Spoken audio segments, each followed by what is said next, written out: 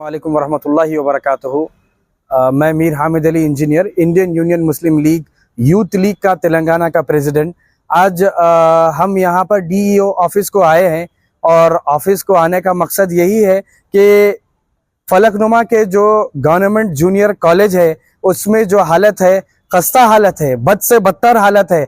मेरे दोस्त जो दूसरी सियासी पार्टी से है लेकिन हमारी काफ़ी पुरानी दोस्ती है, उन्होंने मुझे ये बताया है कि वहाँ के जो हालात है बिल्कुल सही नहीं है। ना बच्चियों को जाने के लिए बैतुल खला है, ना बैठने के लिए बच्चों को बेंचेस है, ना पंखा है, ना लाइट है। तो इस तरीके से गवर्नमेंट के कॉलेजों को जो है बद से बदतरीन हालत में रखेंगे तो हमारे बच्चों का मुस्तकबिल क्या होगा।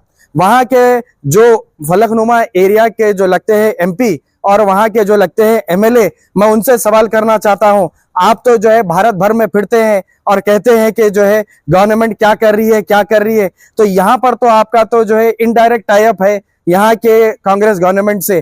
तो मैं बिलखुसूस यहाँ के रेवंत रेड्डी साहब जो सीएम है, यहाँ के एमपी और यहाँ के एमएलए तीनों से गुजारिश करूंगा वहां का दौरा करिए, दौरा कर गवर्नमेंट कॉलेज का रेनोवेशन करवाइए और अच्छे से अच्छी हालत करने की कोशिश करिए वहां की, क्योंकि बच्चे आज के भारत के मुस्तकबिल है। अगर बच्चे पढ़ेंगे नहीं, लिखेंगे नहीं तो भारत का मुस्तकबिल क्या होगा। बस इन चंद ही गुजारिश के साथ हम यहाँ पर डी ऑफिस को आए हैं। बहुत जल्द अगर वहां के चीजें सही नहीं होते हैं तो हम धरने पे उतर जाएंगे इंशाल्लाह। अस्सलाम वालेकुम।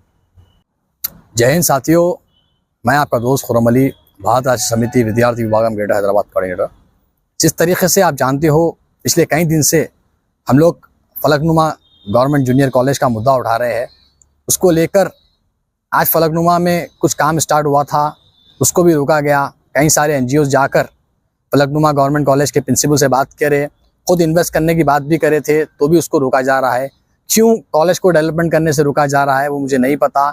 उसके खिलाफ आज मैं बोर्ड ऑफ इंटरमीडिएट के हैदराबाद डीओ के पास आया हूं और उनको कंप्लेन दिए है। आज उनसे बात हुई है हमारी, उन्होंने कहा है कि कल वो पर्सनली विजिट कर कॉलेज को जाएंगे और जो भी इश्यूज़ है वो सॉल्व करेंगे। कितनी बुरी बात है कि हमारा हैदराबाद जो 400 साल पुराना शहर है, वहाँ के गवर्नमेंट कॉलेजेस को एक बार आप विज़िट कीजिए। एक जहाँ पर फ़ैन की फैसिलिटी नहीं है, बच्चों को बैठने की फैसिलिटी नहीं है, बस एक खंडेर सा बना हुआ है। वही आप डिस्ट्रिक्ट के कॉलेज को जाइए, इतना डेवलप किया जा रहा है, क्यों हैदराबाद में डेवलपमेंट नहीं हो रहा है मैं पूछना चाहता हूँ। जिस तरीके से वाहिद एक फलकनुमा गवर्नमेंट कॉलेज होगा जहाँ पर 1400 बच्चे एक साथ पढ़ रहे हैं, 2 शिफ्टों में बच्चों को पढ़ाया जा रहा है, बट उनके लिए कोई नया कॉलेज बनाया नहीं जा रहा है। उसके लिए मैं हमारे हैदराबाद एमपी साहब से और हमारे रेवंत रेड्डी साहब से ये डिमांड करता हूँ, गुजारिश करता हूँ कि आप लोग विद्यार्थियों के बारे में सोचें, उनके लिए कॉलेजेस को बनाया जाना चाहिए।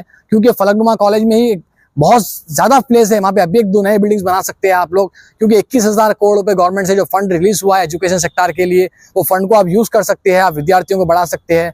क्योंकि इतनी शर्मिंदगी की बात है, अब कुछ दिन में रमज़ान आने वाला है, पिछले रमज़ान से लेके अब तक वो कॉलेज में फ़ैन नहीं है। हमारे मुसलमान बहनें जो हिजाब में अब 2 मिनट अंदर गए तो कॉलेज में नहीं बैठ सकते। जिस तरीके से आप विजुअल्स देख रहे होंगे कि आज मैं पर्सनली जाकर पूरे कॉलेज का दौरा लिया हूँ, किस तरीके से फ़ैन टूटे हुए हैं, किस तरीके से कॉलेज में गंदगी है, कोई रिस्पॉन्स करने की ज़रूरत नहीं है।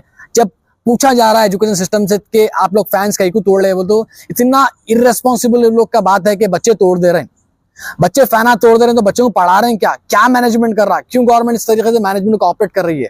जब बच्चों को टीचर्स का डर नहीं है, प्रिंसिपल्स का डर नहीं है, तो क्या मैनेजमेंट कर रहे हैं। बच्चे पढ़ लें भी वहां पर, कुछ पढ़ाई के लिए बुलाने जा रहा है या फिर गॉडरिज्म सिखाने जा रहा है।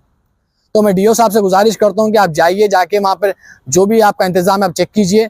अगर एक हफ्ते के अंदर हमारा कोई रिस्पांस नहीं मिलेगा तो यही डीओ के ऑफिस में हम पूरे बच्चों को लेकर यहीं धरना करेंगे और रेवंत रेड्डी साहब को यहाँ आना पड़ेगा और कॉलेज को बताना पड़ेगा। क्योंकि एजुकेशन किसी के बाप की जागीर नहीं है। जो 21,000 करोड़ रुपए आप दिए वो हमारे पैसों से, हमारे टैक्स से दिया जा रहा है। विद्यार्थियों को आगे बढ़ाने के बारे में सोचना चाहिए। ये शेमलेस गवर्नमेंट है, स्कैमलेस गवर्नमेंट है। जिस तरीके से गवर्नमेंट कॉलेज की ये मुद्दा है तो इन सुनहरा तेलंगाना बनाने की बात कर रहे हैं, 5 लाख रुपए लोन देने की बात कर रहे हैं, महिलाओं को रोजगार देने की बात कर रहे हैं। सब कुछ होने वाला नहीं है साहब। पहले महिलाओं के लिए, विद्यार्थियों के लिए, युवाओं के लिए आप एजुकेशन सिस्टम को सही करें। मैं यही डिमांड करता हूँ।